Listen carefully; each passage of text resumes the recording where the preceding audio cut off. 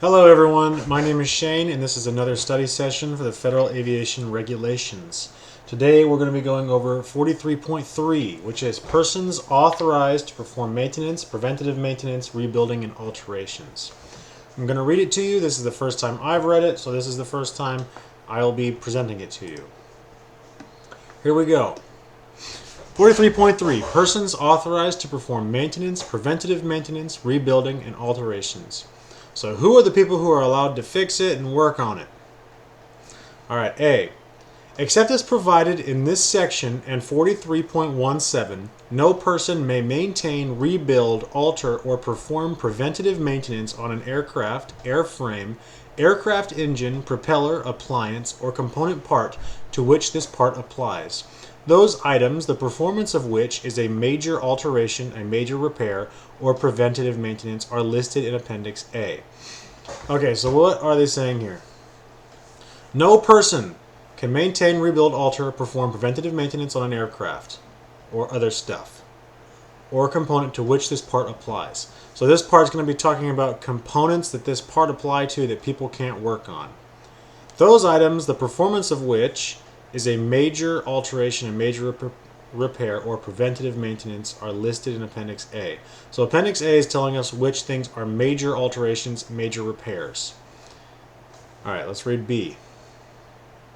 The holder of a mechanic certificate may perform maintenance, preventative maintenance, and alterations as provided in Part 65 of this chapter.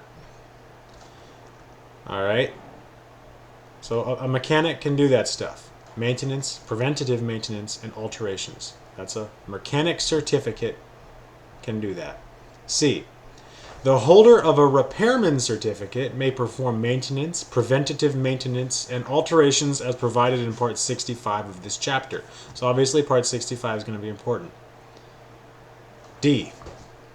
A person working under the supervision of a holder of a mechanic or repairman certificate may perform the maintenance, preventative maintenance, and alterations that his supervisor is authorized to perform, if the supervisor personally observes the work being done to the extent necessary to ensure that it is being done properly, and if the supervisor is readily available in person for consultation. However, this paragraph does not authorize the performance of any inspection required by Part 91 or Part 125 of this chapter, or any inspection performed after a major repair or alteration. Okay, so the first part is saying that somebody who's working for someone who has a mechanic or repairman certificate can do this stuff. Then, if the supervisor personally observes the work being done to the extent necessary. Okay, so if you're working for a mechanic or a repairman, they have to supervise you while you're doing stuff that requires them to. But you can't do inspections, and apparently it's going to be expounded on in Part 91 and Part 125, or any inspection performed after a major repair or alteration. So no inspections in that part. E. The holder of a repair station certificate may perform maintenance, preventative maintenance, and alterations as provided in Part 145 of this chapter. So a repair station certificate can do maintenance and preventative maintenance and alterations as provided in Part 145. So I'm not exactly sure to what extent we're talking here. If we clicked on this and we figured out how exactly what they're talking about, we could, but I'm not sure it's important, so let's move on.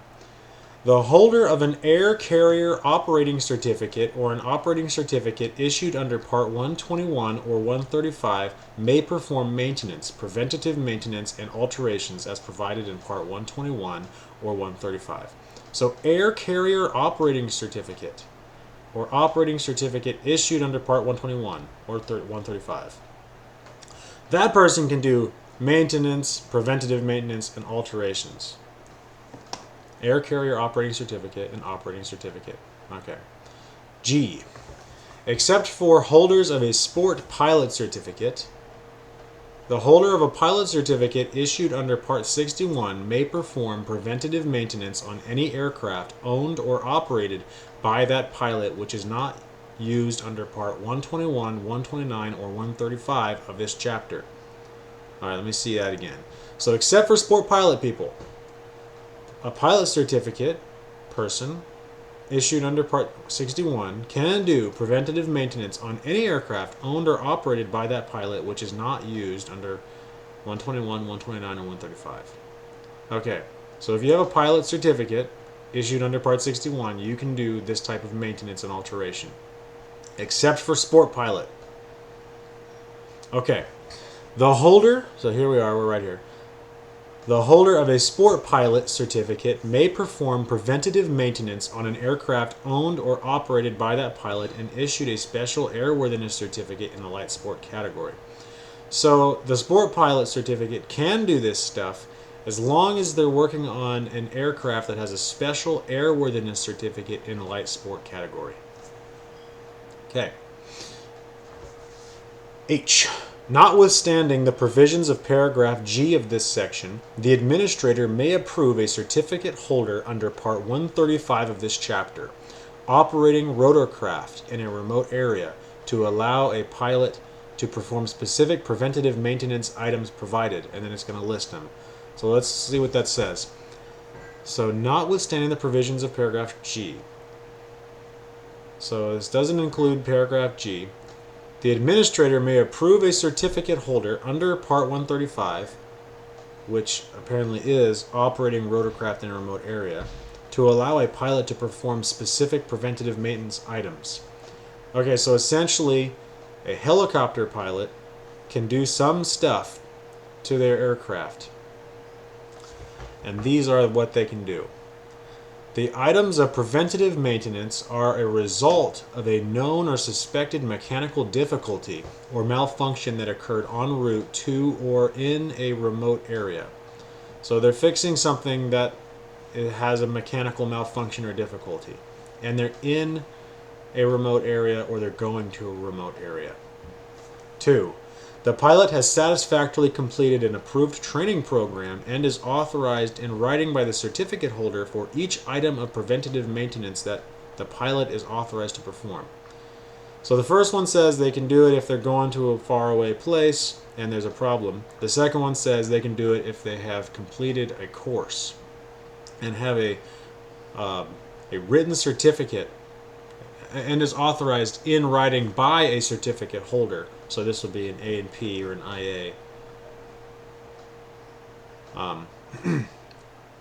giving them this written authorization to perform maintenance on specific tasks. 3. There is no certified mechanic available to perform preventative maintenance. Oh, interesting. So, for helicopter pilots or rotorcraft pilots that are in remote areas, and there is no mechanic to do the preventative maintenance, the pilot is allowed to. 4. The certificate holder has procedures to evaluate the accomplishment of a preventative maintenance item that requires a decision concerning the airworthiness of the rotorcraft. So we're talking about a mechanic having a procedure to evaluate whether or not preventative maintenance was done correctly. And it requires a decision. So you just have somebody look over it and say it is airworthy, and the procedure that I as the mechanic in this situation adhere to has been followed by someone else, and therefore it's airworthy. 5. The items of preventative maintenance authorized by this section are those listed in paragraph C of Appendix A of this part. Maybe we should just look at it real quick. Right, okay, Appendix A, Part 43. What did it say? Is it paragraph C? Yeah, paragraph C. So, that's A. Okay, over here. Maybe 2, 3, 4. C, preventative maintenance. Removal, installation, repair. Yeah, you can look at this yourself. This is a lot. This is more than I wanted to go over, but you can see what it looks like. Okay, I. So notwithstanding the provisions of paragraph G of this section, in accordance with an approval issued to the holder of a certificate issued under Part 135 of this chapter, a pilot of an aircraft type certified for 9 or fewer passenger seats, excluding any pilot seat, may perform the removal and reinstallation of approved aircraft cabin seats, approved cabin-mounted stretchers, and when no tools are required, approved cabin-mounted medical oxygen bottles. Okay, so if you have approval issued to the holder of a certificate, a pilot of an aircraft type certified for 9 or fewer, so of an aircraft that has 9 passenger seats or fewer, so that means that there is at least 10 seats, may perform the removal and reinstallation of approved aircraft cabin seats. So this pilot can reinstall and remove aircraft seats, approved cabin-mounted stretchers, and in the case that no tools are required, cabin-mounted medical oxygen bottles. So oxygen bottles, and this would be like a clip-on or something. No tools are required. Okay? Let's do 1. The pilot has satisfactorily completed an approved training program and is authorized in writing by the certificate holder to perform each task. Pretty self-explanatory. You got a piece of paper that says the mechanic thinks you can do specifically these tasks. 2. The certificate holder has written procedures available to the pilot to evaluate the accomplishment of the task. Okay, so in this case, the mechanic has written procedures, like a checklist, available to the pilot to do these things. The seats, the stretcher, the oxygen bottles. Let's go to Juliet here. A manufacturer may, 1, so this we're talking about manufacturers, rebuild or alter any aircraft engine, propeller, or appliance manufactured by him under a type or production certificate. So the manufacturer that makes it can rebuild or alter it under a type of production certificate. So whatever that is, a type of production. Under a type or production certificate. Under a type or production certificate. Okay. 2. Manufacturer again. Rebuild or alter any appliance or part of aircraft engines, appliance or part of aircraft engines, propellers, or appliances manufactured by him under a technical standard order authorization, an FAA parts manufacturer approval, or product or process specification issued by the administrator. So we're talking about manufacturers rebuild or alter parts of the aircraft, the engine, the propeller, or appliances, as long as they're manufactured by that manufacturer under what's called a technical standard order authorization,